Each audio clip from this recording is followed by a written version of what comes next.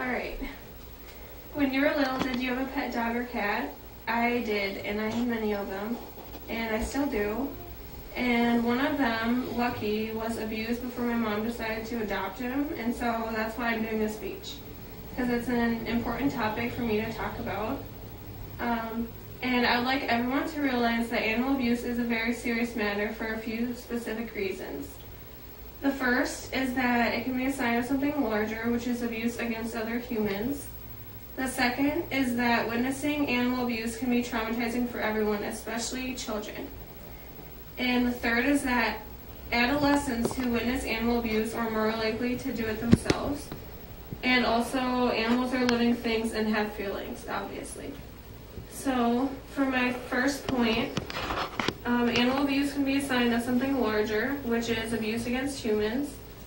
And according to Emily G. Patterson-Kane of the American Veterinarian Medical Association and Heather Piper of Manchester Metropolitan University, since the 1990s, a range of academics and professionals have promoted an idea that has come to be termed the links, which basically states that violence is linked, and what is particular to these claimed links is that they encompass acts of violence toward human and non-human animals. And they also state, our ultimate goal should be to encourage a consistent social ethic of care for animals and children that is enforced at a grassroots level in a way that is diverse, appealing, effective, and as free as possible from any alienating dogma or misdirection. The second point, now that I've told you why animal abuse can be a sign of something larger, I will talk about the second point, which is that witnessing animal abuse can be traumatizing to anyone, especially children. The first example is, obviously, like I already said, my old dog Lucky, who was abused before we adopted him. And he had I called him post-traumatic fits, and he ended up having to get put down. So it's very frustrating when something like that happens. Another example is that I work in a daycare, and it's really funny because the kids get upset about the smallest things. So it's obvious that witnessing animal abuse would be traumatic for them as well. Okay, moving on to my next point, the third one.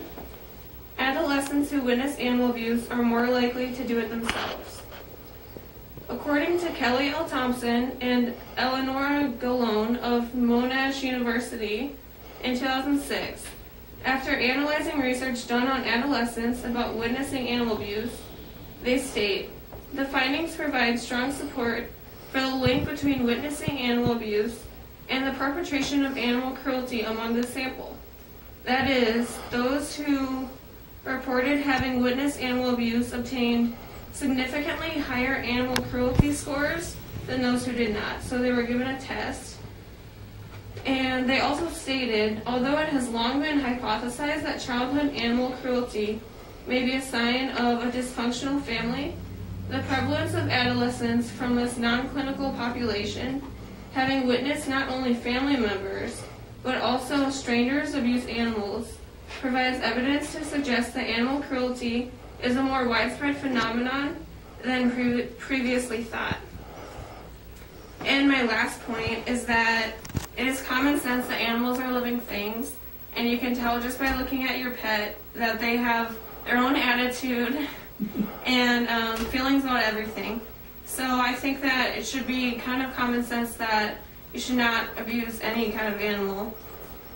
And as I told you, animal abuse is a very serious matter and should be taken more seriously for many reasons. First, animal abuse is sometimes a sign of something larger, which is abuse against other humans.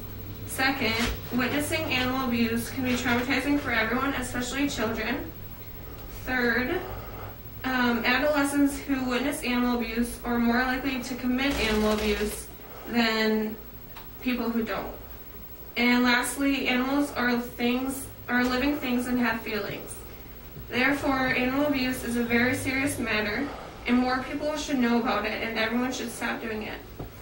Okay, so